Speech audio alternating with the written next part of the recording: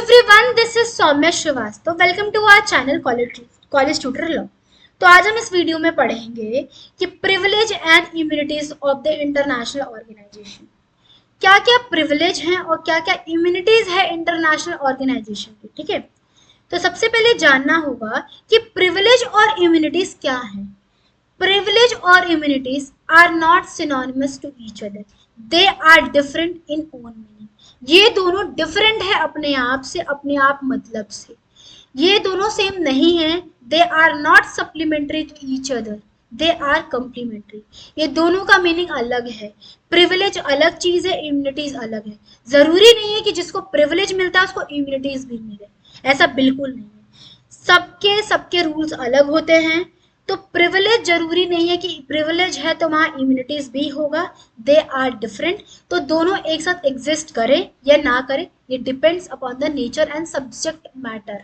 ठीक है, तो अगर हम बात करें सब्जेक्ट मैटर के इंटरनेशनल ऑर्गेनाइजेशन, जैसे कि यूनाइटेड नेशन आपका एक ऑर्गेनाइजेशन है, ठीक है, तो क्या क्या उनके प्रिविलेज और इम्यूनिटीज है। ठीक है, तो प्रिविलेज क्या होता है ये जानिए।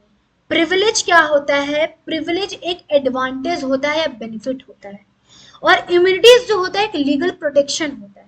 ठीक है, जैसे मान लीजिए कि रेलवे में आपको फॉर एग्जांपल लेमन लैंग्वेज में बताऊं कि जिनके भी फादर रेलवे में होगा, आप उनसे जाके पूछिएगा कि उनको कुछ प्रिविलेज मिलता है, एडवांटेज मिलता है।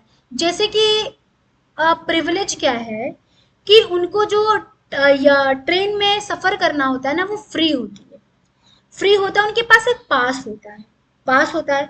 वो किसी भी AC third tier, two tier वो जा सकते हैं। ठीक है, दे कैन गो, क्योंकि उनका एक प्रिविलेज है।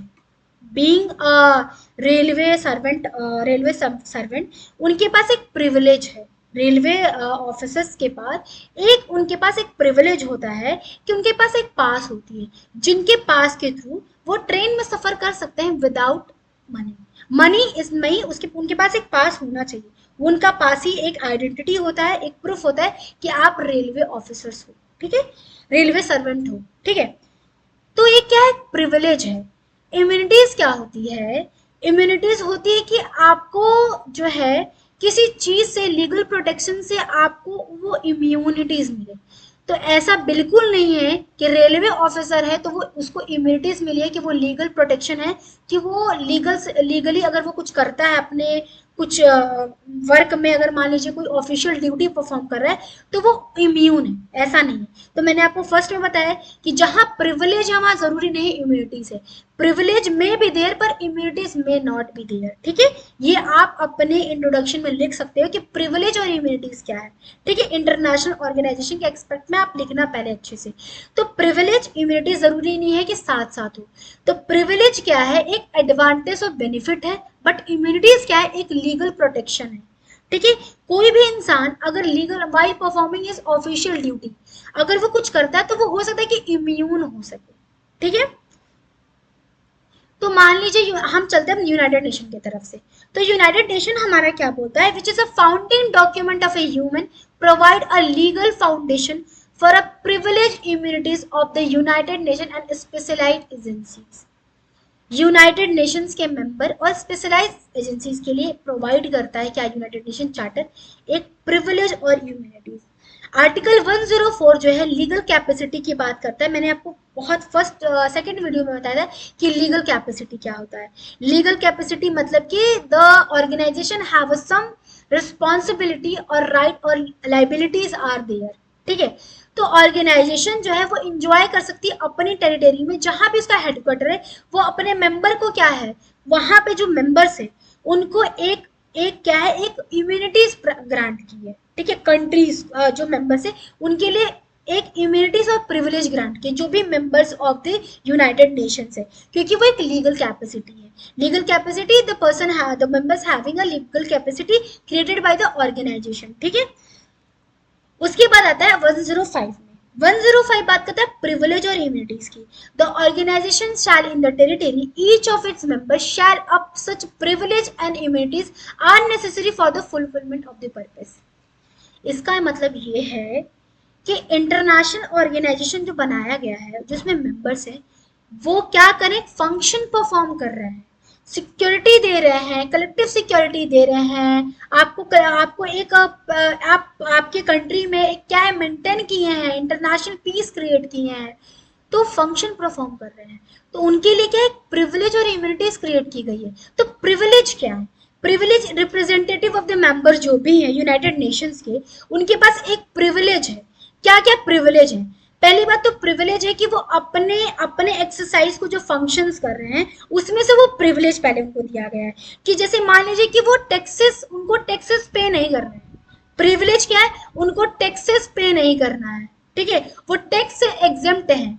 अगर मान लीजिए कि वाइल परफॉर्मिंग हिज ड्यूटीज उनके से कुछ गलती, मान लीजिए कि कुछ हो जाता है, मान लीजिए कि जो मान लीजिए वो टैक्स से, तो पहले क्या एक प्रिविलेज क्या उनको मिला है कि वो टैक्स से एग्जेम्प्ट है, ठीक है। General assembly make a recommendation with a view to determine official duty application on a paragraph may propose a convention to the member of the United Nation for this purpose.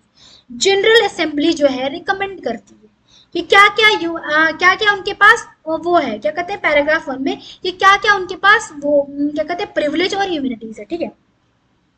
तो सबसे पहले देखें तो privilege क्या है उनके पास कोई भी उनके पास वो टैक्स नहीं, वो एग्जेम्प्ट है टैक्स से, ठीक है।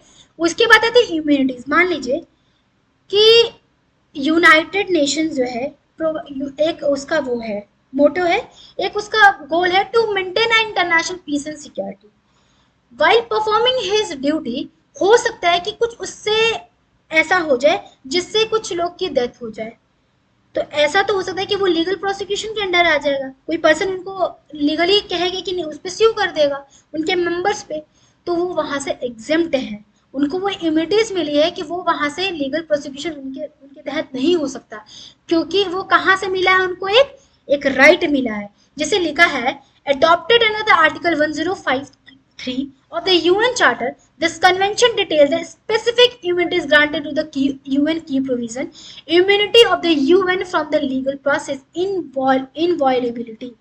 इनवियोएबल का जो एक कॉन्सेप्ट है वो आया कॉन्स्टिट्यूशन से।